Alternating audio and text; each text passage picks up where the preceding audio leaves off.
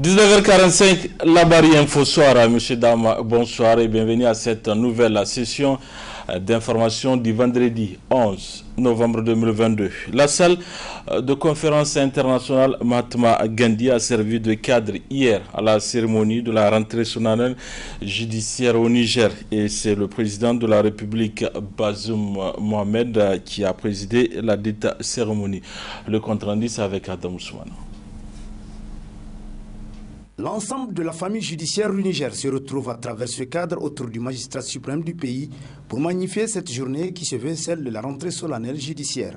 Occasion pour le président de la République de réitérer son engagement à lutter efficacement contre la corruption en milieu judiciaire. Le programme politique sur la base duquel le peuple nigérien m'a accordé sa confiance pour présider aux destinées de notre pays fait une place de choix à la gouvernance juridique et judiciaire qui en constitue la troisième dimension en matière de gouvernance après la gouvernance sécuritaire et la gouvernance politique.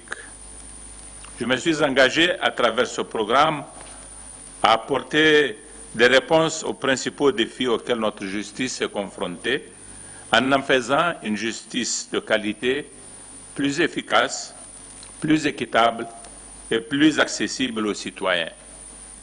Je me suis également, je l'ai souvent répété, engagé à lutter résolument contre la corruption en milieu judiciaire.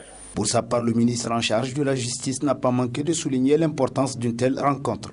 La rentrée judiciaire que nous célébrons ce jour 10 novembre 2022 marque le début des activités judiciaires des cours et tribunaux de notre pays au titre de l'année 2022-2023. Elle est en cela chargée de symboles.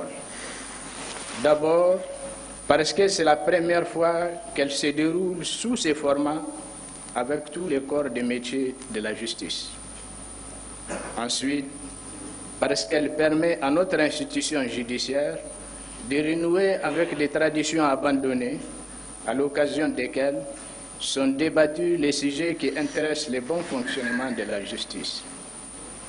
Et enfin, parce qu'elle nous offre l'occasion de dresser le bilan des activités de l'année écoulée et de dégager des perspectives pour la nouvelle année. Notons également que plusieurs allocutions de différentes structures de la grande famille judiciaire du Niger ont été prononcées à l'occasion de cette rentrée 2022-2023. A noter qu'au cours de cette cérémonie, le bâtonnier de l'ordre des avocats du Niger, maître Omar Sanda Kadri, a prononcé une importante allocution que vous pourrez d'ailleurs suivre en partie magazine de cette édition. Fin ce vendredi 11 novembre 2022 au Palais des Congrès de Niamey des travaux de la 51e session ordinaire du Conseil d'administration de l'École inter-État des sciences et médecine vétérinaire de Dakar. C'est le Niger qui prend la présidence du Conseil d'administration de cette école régionale qui regroupe 14 pays africains. Hassan Saleh Mustafa. Au terme de 2 jours d'intenses travaux, les assises de la 51e session ordinaire du Conseil d'administration de l'École inter-État de sciences et médecine vétérinaire EISMV de Dakar, le Conseil a pris plusieurs décisions. Une décision donnant quitus au directeur général de l'EISMV de Dakar pour sa gestion financière exercice 2021. Une décision portant adoption du budget pour exercice 2023. Une décision relative à l'ouverture du poste pour le recrutement d'un commissaire au compte de l'USMV de Dakar. Une décision relative à l'ouverture du poste de secrétaire général de l'USMV de Dakar. Une décision portant adoption de l'architecture du parcours de formation à l'USMV de Dakar et du nouveau référentiel du diplôme vétérinaire de l'USMV de Dakar. Une décision portant adoption du guide de soutenance à distance des mémoires de master à l'USMV de Dakar. Une décision relative au certificat de fin de scolarité de l'USMV de Dakar. Une décision relative à l'admission des étudiants ayant obtenu un certificat de fin de scolarité à une inscription au master de l'USMV de Dakar. Une décision portant adoption du règlement intérieur de la cité des étudiants de l'USMV de Dakar. Une décision portant élection du président du conseil d'administration de l'USMV de Dakar. Cette 51e session ordinaire s'est tenue sous la présidence du Bénin. Le témoin est désormais entre les mains du ministre nigérien de l'enseignement supérieur, Mamoudou Joubo PhD, qui prend ainsi la présidence du conseil d'administration après avoir été plébiscité à l'unanimité par les participants. La 51e session du conseil d'administration s'est penchée sur diverses questions qui intéressent la vie de notre institution commune qu'est l'ISMV. D'abord, cette session s'est penchée sur toutes les activités menées par l'institution pendant l'année académique 2021-2022, à travers l'examen du rapport du directeur général, le rapport d'exécution du budget exercice 2021, ainsi que le rapport du contrôleur financier. Ensuite, il y a eu l'examen du projet de budget 2023 et l'état d'exécution des décisions et résolutions du 50e conseil d'administration. Enfin, il y a eu l'examen des doléances des enseignants, du personnel administratif technique et de service et des étudiants. Les pistes de solutions proposées concernant le recouvrement des arriérés, l'accès au financement pour la réhabilitation et la construction d'infrastructures et enfin les questions diverses. Le Conseil des ministres s'est réjoui du bon déroulement de l'année académique 2021 avec un taux de réussite de 89%.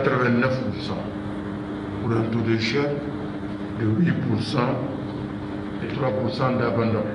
Je tiens à remercier les personnalités ici présentes pour la confiance placée au Niger et à ses autorités, pour la grande mobilisation dont les États ont fait preuve et pour mon élection au poste de président du conseil d'administration. L'ISMV de Dakar est une école régionale qui accueille plus de 440 étudiants de 14 pays francophones de l'Afrique de l'Ouest et du Centre.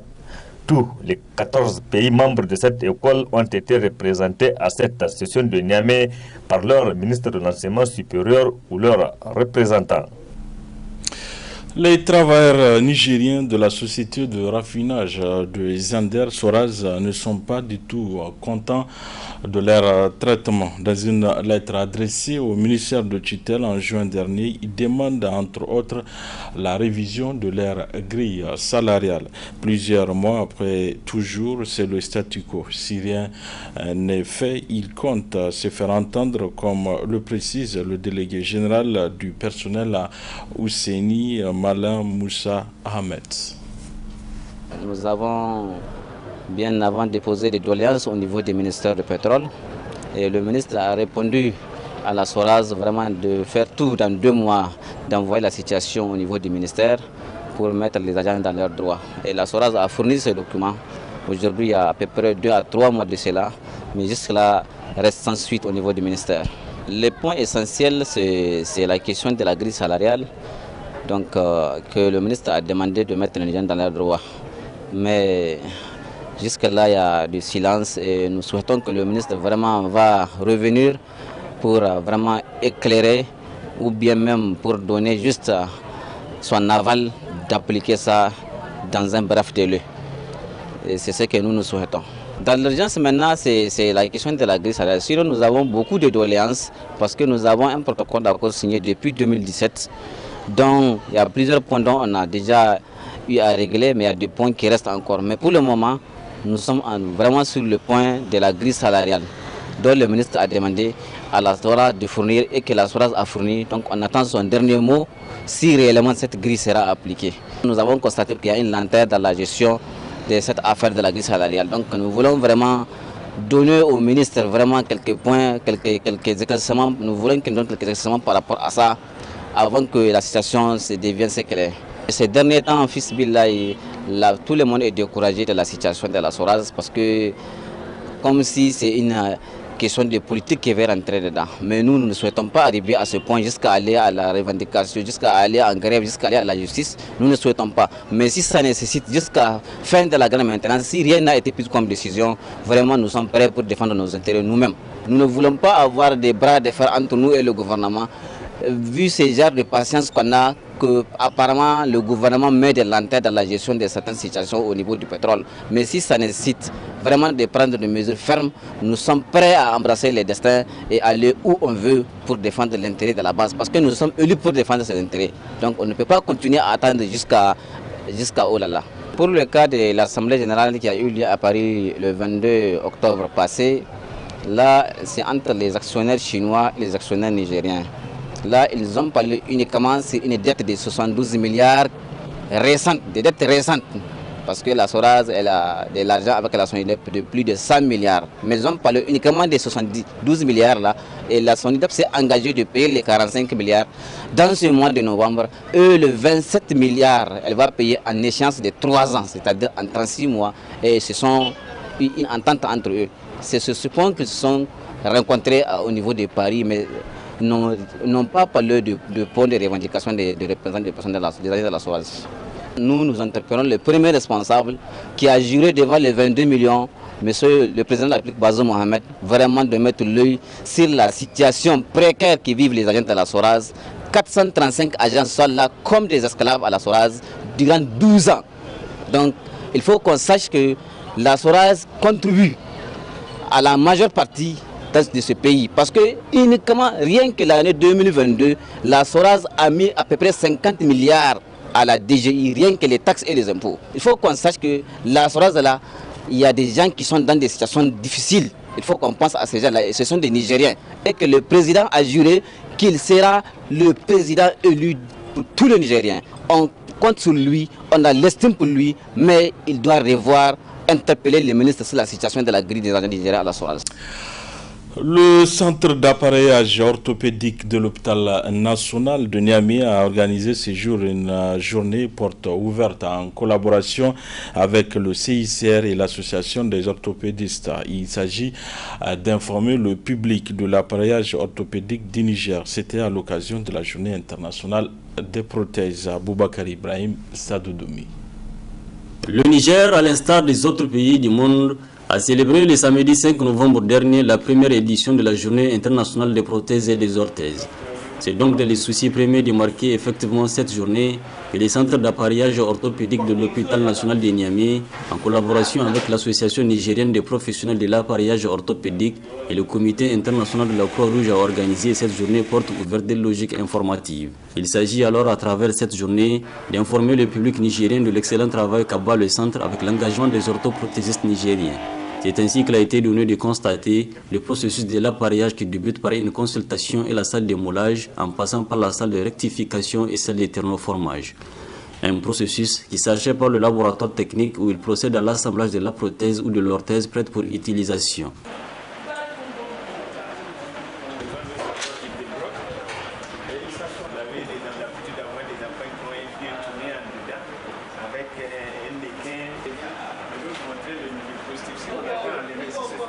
Quand tout le processus de confection ayant terminé, le centre dispose également d'une salle où les patients peuvent s'exercer à la marche. Pour le président de l'association nigérienne des orthoprothésistes, la célébration de cette journée va permettre d'éclairer sur l'essentiel de ce qu'ils font. On est toujours en collaboration avec la FATO, qui est notre fédération internationale des orthoprothésistes de l'Afrique, et avec l'appui aussi du CICR, qui est là pour nous appuyer en matériel et puis sur le plan de la formation également. Le travail, ça se passe très bien, mais on est dans le cadre de la prise en charge des personnes en situation de handicap.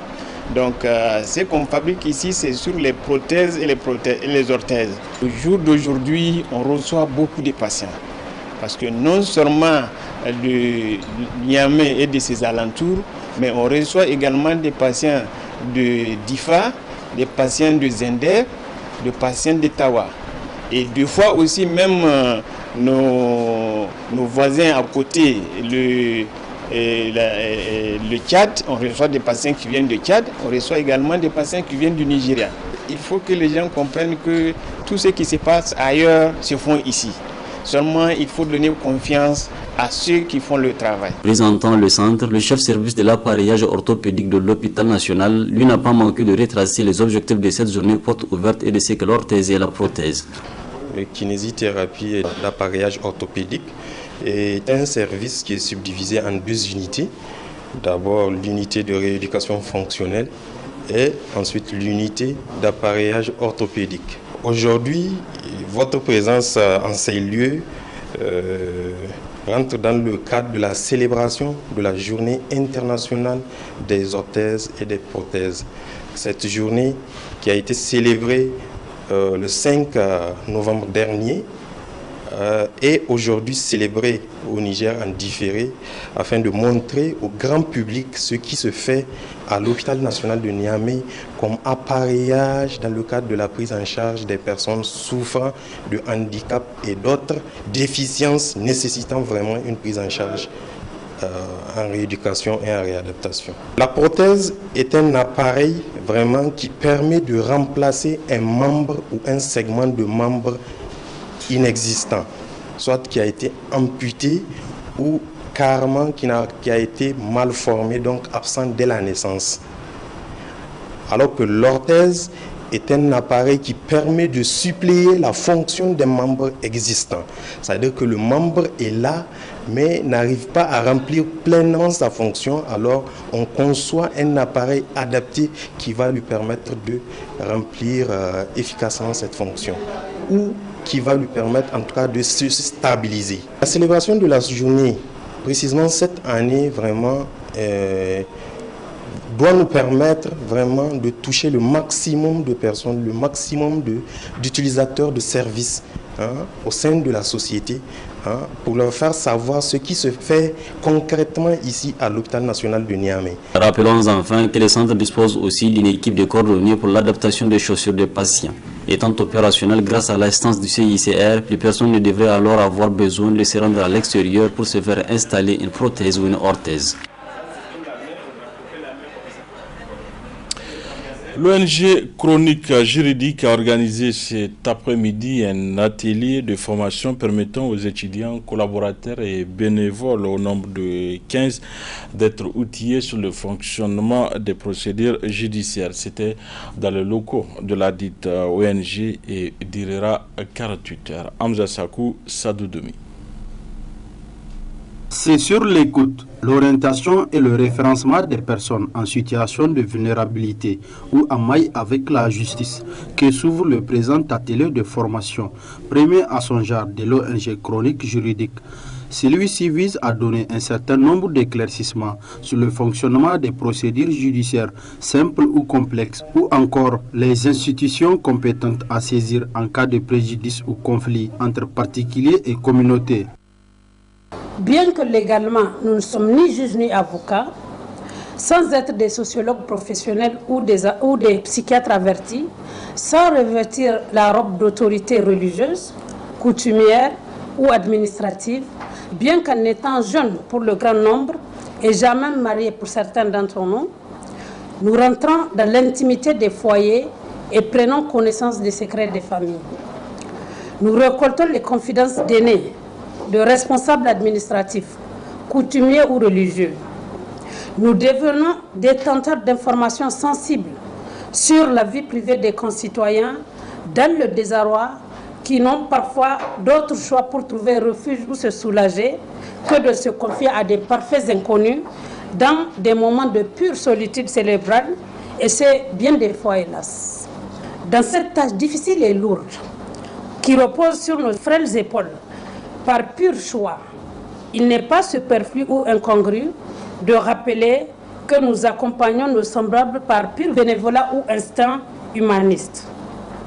Il me semble toutefois nécessaire, voire indispensable, que chacun de vous bénéficie d'une formation spécifique sur l'écoute, l'orientation et le référencement d'une personne en situation difficile, en conflit avec la loi ou avec un particulier ou encore avec sa communauté. Durant les 2 jours que durera la formation, c'est un expert en psychiatrie et en psychologie reconnu et aguerri qui vous dispensera la formation. J'interviendrai uniquement sur les aspects judiciaires du référencement et les services compétents suivant la nature du litige ou du contentieux. Né de l'engagement de ses bénévoles et collaborateurs, l'ONG Chronique Juridique suit ses objectifs suivants. Aider sans attendre un retour. Écouter sans trop parler, ne pas juger, conseiller sans prendre position ou inciter à. Si Chronique Juridique est constituée essentiellement par des amis qui se respectent, c'est parce que la préservation des valeurs sociales et culturelles est le socle qui fonde nos adhésions et intérêts communs. Nous n'avons pas créé Chronique Juridique pour nous attaquer à la culture, vilipender notre identité, charmer et courtiser des bailleurs, guetter des perdièmes et gratifications. Nous nous sommes mis ensemble pour valoriser le potentiel du Nigérien, combattre l'ignorance, briser les tabous et valoriser notre culture. Les partenaires techniques et financiers qui choisissent de nous accompagner le savent déjà. Ceux qui ne le savent pas doivent prendre note. Goja Maïmouna Gazibon, coordonnatrice de cette ONG, invite les participants à suivre avec attention et intérêt les différentes présentations qui suivront ces 2 jours, ainsi que les exercices pratiques qui leur seront soumis. L'ambassadrice d'Italie au Niger a animé ce matin une conférence de presse. Elle est relative à la semaine de cuisine italienne dans le monde qui se déroulera du 14 au 20 novembre 2022. Le résumé avec Nafissa Touzakou, Boubacar Souley. C'est pour informer le public sur la tenue de la semaine de la cuisine italienne dans le monde du 14 au 20 novembre prochain que cette conférence de presse a été animée par l'ambassadrice d'Italie au Niger. En effet, la semaine de la cuisine italienne dans le monde est une initiative née en 2016 pour promouvoir la gastronomie italienne à l'étranger. Traditionnellement, elle se déroule pendant la 3e semaine du mois de novembre de chaque année et à travers notre réseau diplomatique et consulaire, la semaine déclenche nombreuses manifestations simultanées, donc vous imaginez, dans le monde entier, s'imposant comme l'un des événements les plus attendus et appréciés des initiatives qui sont portées par les ministères des Affaires étrangères et de la coopération internationale italienne. La cuisine italienne, pour nous, s'exprime culture, recherche, innovation, mais aussi éducation, identité des territoires et biodiversité. Il faut dire que c'est mondialement reconnu depuis son inscription au patrimoine culturel immatériel de l'humanité en 2011. Et c'est aussi pour cela que l'Italie est championne dans le monde pour les appellations d'origine et les identifications géographiques. On a 315 aliments et 526 vins, et leur promotion sur les marchés internationaux est un moteur indispensable pour les Made in Italy.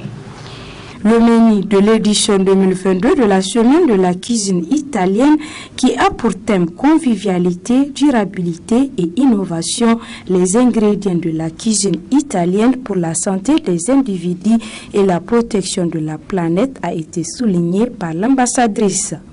Dans cette édition 2022, nous avons prévu 4 événements, dont une soirée inaugurale des galas, le lundi 14 novembre, pour les personnalités ministérielles et les ambassadeurs.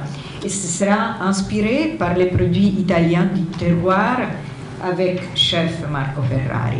Après, comme je vous disais, on aura une conférence le mercredi 16 novembre à 10h30 à la faculté d'agronomie de l'université Abdou Moumouni sur les spécificités de la gastronomie italienne afin de ne pas se retrouver privé de l'expérience réelle. La seconde partie de la conférence sera dévouée à la filière lait. Ici, c'est très important, la filière lait d'ailleurs. Et nous présenterons un produit laitier made in Niger. Voilà. Issu d'un projet de la coopération italienne, la Nigerella. C'est un fromage, vous verrez. Le jeudi 17 novembre à 19h30, on aura une soirée en prix spécial au restaurant italien Les Piliers, que peut-être vous connaissez. Et enfin, le vendredi 18 novembre à 17h30, il y aura la compétition de pesto entre étudiants chefs nigériens au centre de formation Access, je ne sais pas si je l'ai bien prononcé, j'espère, avec un jury qui se rendra au Niger directement de Gênes, notre ville voilà, au nord de l'Italie. Plusieurs experts, notamment spécialistes de la cuisine italienne, sont conviés à cet événement. La conférence de presse de l'ambassadrice d'Italie au Niger a pris fin par les questions d'éclaircissement des journalistes. Voilà, comme annoncé, place à présent à la partie magazine de cette édition. Très bonne réception à vous. Un grand honneur de prendre la parole en cette cérémonie solennelle au nom de l'Ordre des avocats, de la Chambre des notaires et de la Chambre des huissiers, devant tout ce que la République compte d'honorabilité. L'occasion est belle pour moi, mais l'émotion est certaine, car je viens à peine de prendre les charges de mon barreau. Permettez-moi d'exprimer à mes confrères qui m'ont fait confiance l'expression de ma profonde gratitude. Excellence, Monsieur le Président de la République, distingués invités, la famille judiciaire a été, au cours de cette année, lourdement affligée par la perte d'illustres membres, magistrats, avocats, notaires et d'autres acteurs de la justice. Je n'oublie pas nos voyants soldats tombés sur le champ d'honneur pour défendre la République et toutes les victimes des forces du mal qui nous menacent depuis quelques années. Je voudrais d'abord avoir une pensée pieuse à leur endroit, prier le Seigneur de les accueillir dans son paradis éternel et témoigner de notre solidarité aux familles. Monsieur le ministre de la Justice, garde des Sceaux, le barreau et l'ensemble des acteurs de la justice, au nom desquels je prends la parole, témoignent leur gratitude pour cette initiative heureuse de renouer avec cette tradition de rentrée solennelle.